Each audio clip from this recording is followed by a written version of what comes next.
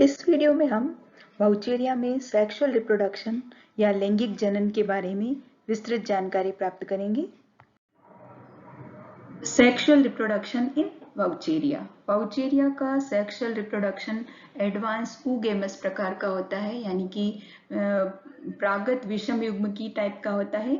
Mail और female reproductive part well defined होते हैं, काफी आसानी से हम उन्हें देख सकते हैं।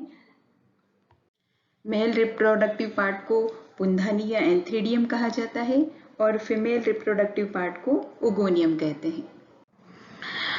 अगर वाउचेरिया का प्लांट बहुत हाई स्पीड से बहते हुए पानी में है, तेज बहते हुए जल में पाई जा रही है कोई स्पीशीज, तो इस प्रकार की स्पीशीज में सेक्सुअल रिप्रोडक्शन टोटली एब्सेंट होता है। जो मोनोशियस स्पीशीज होती है, उभयलिंगाश्रयी जातियां होती हैं, उनमें सेक्सुअल रिप्रोडक्टिव पार्ट बिल्कुल पास पास प्रेजेंट होते हैं। ये एक ही शाखा पर या मेन ब्रांच पर प्रेजेंट हो सकते हैं एक साथ, या फिर इस तरीके से इनकी पोजीशन होती है कि अलग अलग ब्रांच पर ये हैं, लेकिन फिर भी इनकी जो पोजीशन है वो एक साथ लगभग साथ साथ होती है। Structure and development of antheridium. Plant का जो मेन फिलामेंट होता है, मुख्य फिलामेंट है, उस पर प्राय एक ही पुंधानी एंथ्रीडियम पाई जाती है और इसकी जो शेप है वो अधिकतर साइफन के आकार की होती है, नलिकाकार होती है, कभी कभी स्फेरिकल भी हो सकती है। Development of antheridium. एंथ्रीडियम का डेवलपमेंट कैसे होता है? तो जो मेन फिलामेंट है या जो लेटरल ब्रांचेस हैं, उन पर कुछ प्रोट्यूबरेंस उत्पन्न होती है और इन प्रोट्यूबरेंस में बहुत सारा प्रोटोप्लाज्मिक फ्लूइड बढ़ जाता है, जिससे कि ये वृद्धि करके एक नलिकाकार शेप ले लेती है। और जिस टर्मिनल पार्ट पर बहुत ज्यादा मात्रा में प्रोटोप्लाज्म भर गया है, बहुत सारे केंद्रक आ गए हैं, तो वहां पर एक सेप्टा बन जाता है। मेन फिलामेंट और टर्मिनल पार्ट के बीच में एक सेप्टा बन जाता है। और जो फूला हुआ पार्ट है, जो टर्मिनल पार्ट है, उस पार्ट में जितने भी केंद्रक है, जितने भी न्यूक्लियस है, उन न्यूक्लियस के चारों तरफ थोड़ा थोड़ा जीव द्रव्य या प्रोटोप्लाज्म इकट्ठा हो जाता है और एक यूनियन न्यूक्लिएटेड प्रोटोप्लाज्म युक्त स्ट्रक्चर बनाते हैं। उन्हें हम और प्रत्येक प्रोटोप्लाज्मिक खंड, जिसमें कि एक न्यूक्लियस है और एक बाइफ्लेजिलेटेड स्ट्रक्चर बन जाता है ये, और इससे ही हम पुंगणु की संज्ञा देते हैं। तो इस प्रकार पुंगणु या एंथीरोजोइड्स क्या है? छोटे छोटे प्रोटोप्लाज्मिक सेगमेंट्स हैं, जिसमें कि केंद्रक प्रेजेंट होता है और फ्लेजिला प्रेजेंट होती है, बाइफ्लेजिलेटेड स्ट्रक्चर होता है।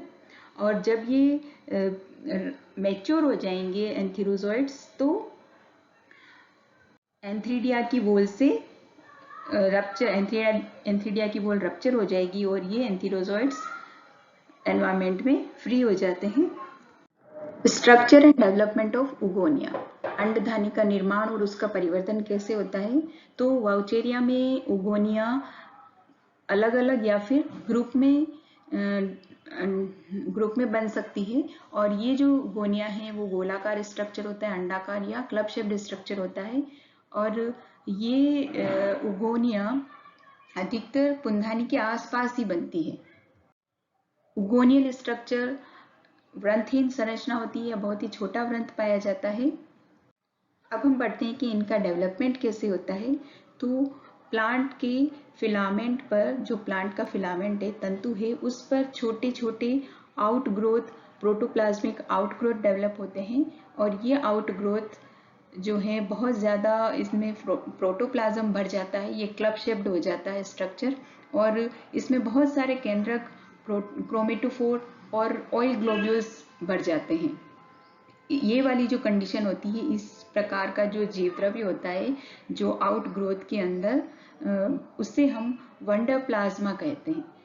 अब थोड़े टाइम बाद जब ये मेच्योर होने लगती है, तो इसमें केवल एक ही केंद्रक बचता है और अंडधानी के बेजल पार्ट में और जो मेन फिलामेंट है, उन दोनों के बीच में एक ट्रांसफर सेप्टा बन जाता है, जिससे कि मेन फिलामेंट से उगोनिया का कनेक्शन खत्म हो जाता है।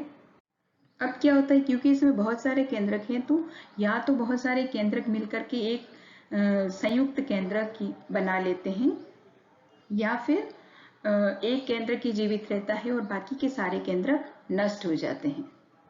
इस प्रकार जो मेच्योर उगोनिया होगी, उस मेच्योर उगोनिया में एक न्यूक्लियस, बहुत सारा प्रोटोप्लाज्मिक पार्ट और पार्ट पाया जाता है जिसे हम ओवम या अंडक कहते हैं।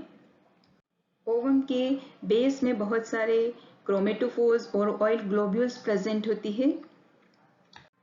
उगोनिया के लेटरल पार्ट पर एक लेटरल आउट ग्रोथ बनती है, जिससे हम जैसे जो बीक लाइक स्ट्रक्चर होता है, और ये जो बीक लाइक हाईलाइन स्ट्रक्चर है, रंगहीन जो संरचना पाई जा रही है जहाँ रंगहीन प्रोटोप्लाज्म भरा हुआ है इस बीक के अंदर, इस पोर्शन को हम रिसेप्टिव स्पॉट या ग्राही स्थल कहते हैं। क्योंकि जब एनवायरमेंट से फ्री होकर के जो पुंगड़ू आते हैं, तो पुंगड़ू या एंथीरोजोइड सबसे पहले रिसेप्टिव स्पॉट पर ही आकर के चिपकते हैं। क्योंकि इन रिसेप्टिव स्पॉट्स की जो सेल्स हैं वो डीनेचर होकर के म्यूसिलेजिनस सब्सटेंस बना लेती है, और इस म्यूसिलेजिनस सब्सटेंस के कारण ही एंथीरोजोइड्स उसके चारों तरफ, बीक के चारों तरफ चिपक जाते हैं। रिसेप्टिव स्पॉट के चारों तरफ बहुत सारे एंथीरोजोइड्स आकर के अट्रैक्ट हो जाते हैं, वहां पर चिपक जाते हैं, लेकिन उनमें से केवल एक एंथीरोजोइड्स ही अंदर प्रवेश करता है, जो कि आगे जाकर के ओवम के केंद्रक से एंथीरोजोइड्स के केंद्रक का फर्टिलाइजेशन होता है, जिससे कि एक डिप्लॉइड स्ट्रक्चर बनता है, जिसे हम oospore या निषिक्तांड कहते हैं। प्रारंभ में oospore का कलर ग्रीन होता है, लेकिन कुछ समय बाद में इसमें मोटी वॉल, थिक वॉल फॉर्मेशन हो जाता है। इसका क्लोरोफिल जो होता है वो डिसअपियर हो जाता है, और उसकी बजाय उसमें हिमेटोक्रोम बन जाते हैं, और हिमेटोक्रोम की प्रेजेंस के कारण ही जो oospore बना है वो डार्क रेड कलर का दिखाई देता है। वाउचेरिया की अलग अलग स्पीशीज में निषिक्तांड का कलर अलग अलग प्रकार का पाया जाता है। 2 से लेकर के 5 या 7 वॉल लेयर्ड इसका जो सेल वॉल है या ऊपर का जो कवर है निषिक्तांड का, वो 2 से 7 परतीय तक हो सकता है, और इसमें बहुत अधिक मात्रा में प्रोटोप्लाज्म प्रेजेंट होता है, बहुत सारा ऑयल ग्लोब्यूल्स प्रेजेंट होता है, जो कि इस निषिक्तांड को प्रतिकूल परिस्थितियों को से निपटने के लिए सहायक होता है, जब तक वो अपना भोजन इन ऑयल ग्लोब्यूल से लेता रहता है। और जब भी फेवरेबल कंडीशन आती है या अनुकूलन के लिए जब परिस्थितियां सही हो जाती है, तो इसमें अंकुरण प्रारंभ हो जाता है। निषिक्तांड और अंडधानी के भित्ति के फटने से अंकुरण स्टार्ट हो जाता है। इस स्लाइड में आप वाउचेरिया में सेक्सुअल रिप्रोडक्शन को देख सकते हैं कि किस तरीके से एंथ्रीडियल फॉर्मेशन हो रहा है, फिर उगोनियल फॉर्मेशन हुआ, और एंथ्रीडिया और उगोनिया के बीच में यहाँ पर कैसे रिसेप्टिव स्पॉट बना, और रिसेप्टिव स्पॉट से किस प्रकार रिसेप्टिव स्पॉट के चारों तरफ बहुत सारे एंथीरोजोइड्स आ गए हैं, और इन एंथीरोजोइड्स में से कोई एक एंथीरोजोइड्स ओवम को फर्टिलाइज करता है, जिससे कि एक डिप्लॉयड स्ट्रक्चर oospore या जाइगोट का फॉर्मेशन होता है। Germination of oospore। Favourable condition आने पर जो निषिक्तांड है उसमें जर्मिनेशन प्रारंभ होता है, तो निषिक्तांड में वाटर एब्जॉर्ब हो जाता है। वाटर एब्जॉर्ब करने से क्या होता है, इसका प्रोटोप्लाज्म एक्टिव हो जाता है। वाटर एब्जॉर्प्शन से इसमें जर्मिनल ट्यूब बनती है, और ये अंकुरण नलिका बाहर की ओर वृद्धि करती है। इस अंकुरण नलिका से पहले होल्ड फास्ट बनता है, जिससे कि प्लांट अपने आप को सबस्ट्रेट से चिपका लेता है, और राइजोइड्स का फॉर्मेशन हो जाता है। और बाकी की जो आउटग्रोथ्स बन रही है, जर्मिनल ट्यूब्स बन रही हैं, उन जर्मिनल ट्यूब्स में आगे जाकर के निरंतर वृद्धि होती रहती है, प्रोटोप्लाज्म इकट्ठा हो जाता है, और उससे एक न्यू प्लांट थैलस का फॉर्मेशन होता है। वाउचेरिया में की बहुत सारे स्पीशीज में अनिषेक जनन या पार्थिनोजेनेसिस की क्रिया भी पाई जाती है। पार्थिनोजेनेसिस का मतलब होता है कि जनरली फर्टिलाइजेशन के बाद में ही न्यू प्लांट का डेवलपमेंट होता है, लेकिन बहुत सारी स्पीशीज ऐसी होती है कि जिनमें अंडधानी का जो एंटीरियर पार्ट है वो आगे जाकर के एक प्रोट्यूबरेंस बना देता है अंडधानी में। अभी तक कोई फर्टिलाइजेशन नहीं हुआ है, बिना फर्टिलाइजेशन के ये प्रोसेस हो रहा है, तो अंडधानी में का जो मेन सिरा है उससे ट्यूब लाइक स्ट्रक्चर बन जाता है और ये प्रोट्यूबरेंस ही आगे जाकर के एक न्यू थैलोइड स्ट्रक्चर बना लेती है प्लांट का। तो इस तरीके से बिना फर्टिलाइजेशन के जो नया प्लांट बन रहा है बिना फर्टिलाइजेशन के प्रोसेस के, इस प्रकार के प्रोसेस को हम अनिषेक जनन या पार्थिनोजेनेसिस कहते हैं।